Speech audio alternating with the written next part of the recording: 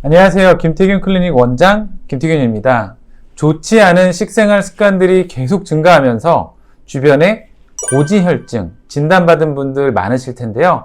오늘은 고지혈증에 대해서 간단히 좀 설명을 드리고 고지혈증 있는 분들이 다이어트를 해야 되는 이유에 대해서 좀 설명을 드려볼까 합니다. 고지혈증 하면 가장 먼저 콜레스테롤을 생각하게 되는데, 콜레스테롤은 사실 우리 몸을 구성하고 있는 성분입니다. 우리 몸에서 생성되는 스테로이드 호르몬의 재료이기도 하고요. 우리 몸 세포의 그 세포막을 구성하고 있는 성분으로 우리 몸에 꼭 필요한 물질입니다. 하지만 이 콜레스테롤이 우리 몸에 필요 이상으로 늘어나게 될 때 문제가 발생할 수 있게 됩니다. 우리 몸 안의 콜레스테롤은 우리가 먹은 음식에 당분과 지방, 콜레스테롤 그리고 술을 함께 먹었을 때 그것들을 우리 몸의 간에 저장을 해뒀다가 필요할 때 간에서 다시 합성을 해서 몸 안의 콜레스테롤을 만들어내게 됩니다. 여기서 중요한 점은 우리가 콜레스테롤이 많다고 알려져 있는 음식들, 계란의 노른자, 오징어, 새우, 치즈, 버터 같은 음식들을 많이 먹는다고 해서 우리 혈액 속의 콜레스테롤 수치가 바로 올라가는 것은 아닙니다. 진료실에서 진료를 보다 보면 고지혈증 수치가 높게 나왔다고 하시면서 다이어트 하는 도중에 계란을 먹으면 안 된다, 이런 말씀 하시는 분들 종종 계시는데, 드시는 계란 노른자가 콜레스테롤 수치를 즉각적으로 높이는 건 아니고요. 그리고 사실 단백질은 계란 노른자에 더 풍부하게 다른 영양성분과 들어있으니까 크게 걱정하지 않으셔도 된다. 저는 보통 진료 볼 때 이렇게 말씀드립니다. 당연히 그래도 너무 과하게 드시는 건 좋지는 않겠습니다. 고지혈증 환자분들이나 주의하셔야 되는 분들이 보통은 콜레스테롤만 신경을 쓰시는데, 아까 말씀드린 당분, 지방, 술도 함께 줄여주는 게 무조건적으로 필요합니다. 그럼 고지혈증이 있는 사람은 왜 다이어트를 해야 할까요?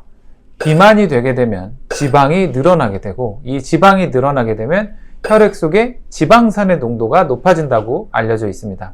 이렇게 늘어난 유리지방산은 간과 근육에 지방의 축적을 유발하게 되는데요. 이때 이제 간에 늘어난 지방을 저희가 흔히 지방간이라고 표현을 하게 됩니다. 이렇게 간 내에 지방이 늘어나게 되고 중성지방이 늘어나게 되면 바로 LDL 콜레스테롤의 수치가 높아지게 되는데요. LDL 콜레스테롤은 정확히 말하면 늘어난 지방산과 이 콜레스테롤을 세포들에게 운반해주는 역할을 하는 단백질입니다. 쉽게 생각해서 간에서 중성지방과 콜레스테롤을 많이 만들어내게 되고요. 그것들을 당연히 옮겨야 되니까 LDL 콜레스테롤도 많이 늘어날 수밖에 없다, 이렇게 생각을 하시면 됩니다. 그래서 고지혈증이 있는 사람은 다이어트를 꼭 하셔야 되는데요. 다이어트로 지방이 줄어들게 되면 중성지방 및 LDL 콜레스테롤을 낮출 수 있고, 그로 인해서 고지혈증이 개선되기 때문입니다. 그럼 어느 정도 체중 감량을 해야 되냐? 비만하신 분들의 경우에는 가능하면 정상 범위까지 체중을 좀 낮춰주려고 하시면 좋고요. 정상 체중인데도 불구하고 고지혈증이신 분들, 특히나 마른 비만이라고 불리우는 배만 좀 이렇게 볼록 나오신 분들의 경우에는 한 3에서 5kg 정도의 체중을 감량을 해주시면 고지혈증을 개선시키는데 도움될 수 있습니다. 고지혈증 환자분들의 다이어트에서 역시나 가장 중요한 건 식사의 조절입니다. 그런데 여기서도 중요한 점이 따로 있는데요. 앞에서 잠깐 설명드린 것처럼 간에 저장해 둘 수 있는 당, 지방, 콜레스테롤, 술 같은 그런 음식들을 골고루 줄이시는 게 중요합니다. 콜레스테롤 수치를 낮추기 위해서 지방이 많이 들어있는 음식들을 줄여주고요.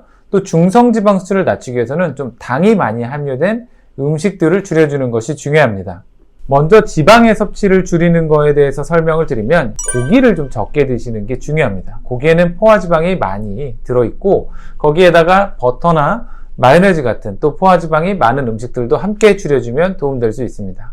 그리고 빵이나 과자, 라면, 피자 같은 트랜스 지방이 많이 들어간 음식들은 사실 가능하시면 정말 섭취를 아예 피하시는 게 좋은데, 사실 그렇게까지는 어려우니까 횟수를 정해 두시고 드시거나 가능하면 정말 안 드시려고 해주시는 그렇게 습관을 개선하는 노력이 필요합니다. 그리고 고기나 이런 거 대신에 등푸른 생선, 그리고 이제 여러 가지 기름들보다는 올리브유, 들기름, 참기름 같은 이제 불포화 지방산의 섭취는 좀 신경 써서 해주면 고지혈증에 오히려 도움이 될 수 있습니다. 쉽게 생각하면 고기보다 생선 같은 식사를 조금 더 포함해서 드시고요. 고기를 드실 때는 드시겠다라고 하면 삼겹살보다는 목살, 등심보다는 안심처럼 기름이 적은 부위를 선택해서 드시는 게 좋겠습니다. 함께 먹을 수 있는 고기의 양은 항상 이 손바닥 정도, 요 두께 정도의 고기라고 생각을 하시면 좋고요. 생선도 그렇게 비슷하다라고 생각을 하시면 좋은데, 생선을 요리할 때 올리브오일을 사용하시고 같이 먹는 나물이나 이런 것들을 드실 때 반찬을 만들 때는 들기름 같은 걸 이용하시면 그런 불포화 지방이 풍부한 기름을 같이 섭취하는데도 쉽게 도움받으실 수 있습니다.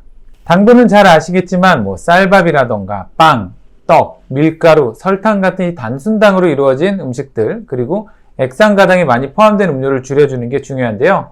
특히나 좀 주의하실 점은 고지혈증이 있는 분에게 저탄고지는 추천드리지 않습니다. 보통의 저탄고지를 섭취하는 분들은 사실 제대로 저탄고지를 하지 못하시는 분들이 많고요. 오히려 그때 섭취하는 지방이 콜레스테롤의 생성을 늘릴 수 있기 때문에 가능하시면 추천을 드리지 않습니다. 오히려 이제 붉은 육류의 섭취가 느는 분들이 많은데요. 이렇게 되면 비만의 위험성도 증가하고 이 섭취한 지방이 늘어나니까 콜레스테롤로 인한 대사질환의 위험성이 오히려 더 커질 수 있게 됩니다. 오늘은 고지혈증 있는 분들이 왜 다이어트를 해야 되는지에 대해서 설명을 간단히 좀 드려보았는데요. 체중이 5% 정도만 빠져도 실제 고지혈증 수치가 많이 좋아져서 약이 필요 없어지는 경우도 종종 있습니다. 최근 검사에서 결과가 좋지 않아서 내가 약을 먹어야 할지도 모르는 상황에 있는 분들이 이 영상을 보셨다면 새로운 식사 습관을 통해서 약을 안 먹게 될 수도 있으니까 그렇게 한번 좋은 습관을 만들어 보시기를 바라겠습니다. 제가 준비한 내용은 여기까지입니다. 도움이 되셨으면 구독과 좋아요, 알림 설정까지 부탁드리겠고요. 저는 다음 시간에 다른 내용을 가지고 다시 인사드리겠습니다. 감사합니다.